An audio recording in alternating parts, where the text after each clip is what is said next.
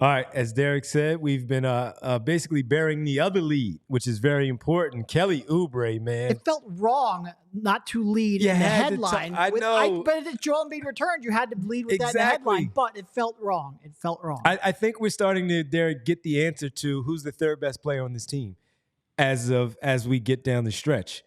Now, is it going to continue that way? We'll find out. But who has been the third best player on this basketball team now that Joel Embiid is back and Tyrese Maxey has been in the mix?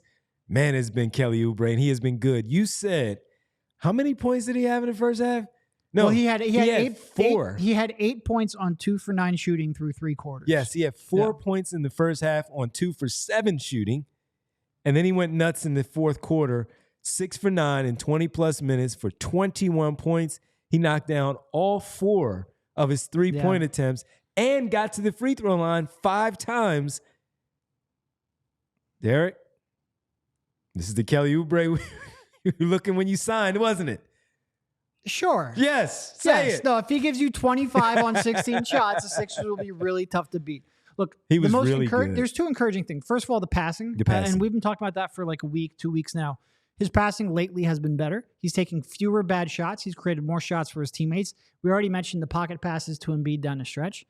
But the 3-point shooting, this was a guy who was shooting sub 30% just like 4 days ago. He was shooting sub 30% on a season. For him to come out and make 4 threes in the fourth quarter, some of them, that one, late clock, top of key, felt like it was like 27 feet from the basket, contested, real tough shot.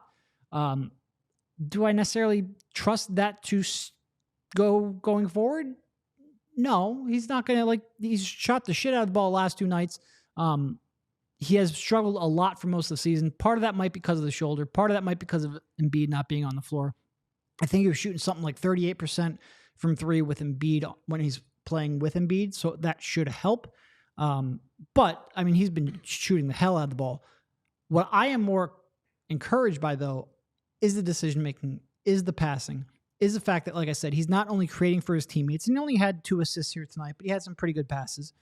Looked like he had some sets where he was actually looking like his primary focus was to create a shot for somebody else. And you never see that out of Kelly. Yep. And he's taking fewer bad shots. And if he continues to do that, you will get a more consistent Kelly Oubre. Not a consistent one. He's still going to have moments where he's going to try a shot at the rim that maybe he has no chance of finishing, but he has to try it, or threes that are contested that aren't going to go in because he's not a consistent shooter.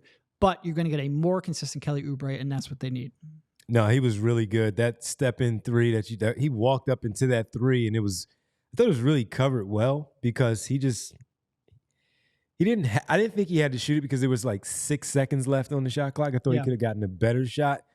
But again, that's just the confidence level that he has had right now. He always has it. Yeah, he's not lacking But now confidence. that he's seeing the ball go through the rim, now he's really feeling good about himself. So that was really good. And I also want to bring up that defensive play that he made late in the fourth quarter when they were down.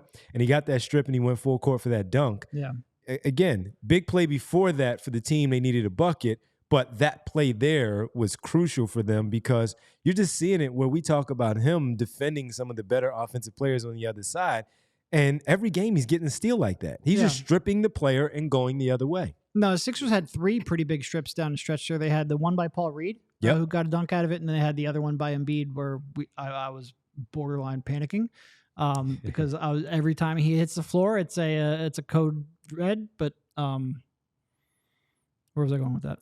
But Kelly's defense. But yeah, I thought Kelly struggled at times in the first half. I thought his off-ball defense was hit or miss a little bit, but down the stretch he came up big.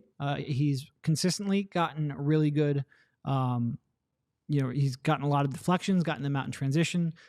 His defense, like I said, there was maybe a brief period, maybe a 4 to 6 week period in January, maybe right when Embiid went down, where it looked like he maybe went back to some bad habits. But on balance, throughout the course of the season, his defense has been the one thing I've been pretty consistently surprised with and impressed with, given what he did earlier in his career. And it makes sense. Like, you're starting to get into a player in the prime of his career, a player who is maybe humbled a little bit by not getting the contract he thought he would get, buying into the things he wasn't previously bought into earlier on in his career. And that has been the one part of the Kelly Oubre renaissance that I probably believe in more than anything and has been more consistent than everything else. By the way, I just saw good friend in there. We were thinking about some headlines for the thumbnail text. And our buddy Coleman Potts jumped in on the wire, man. Quote, put the word out that we back up. That was almost going to be a thumbnail of the show today. Yes, it was, Coleman.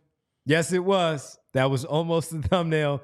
Yes, the Sixers are with Joel Embiid back up. But I do ask you, Derek, Kelly Oubre solidifying himself as the third best player consistently over the last few weeks.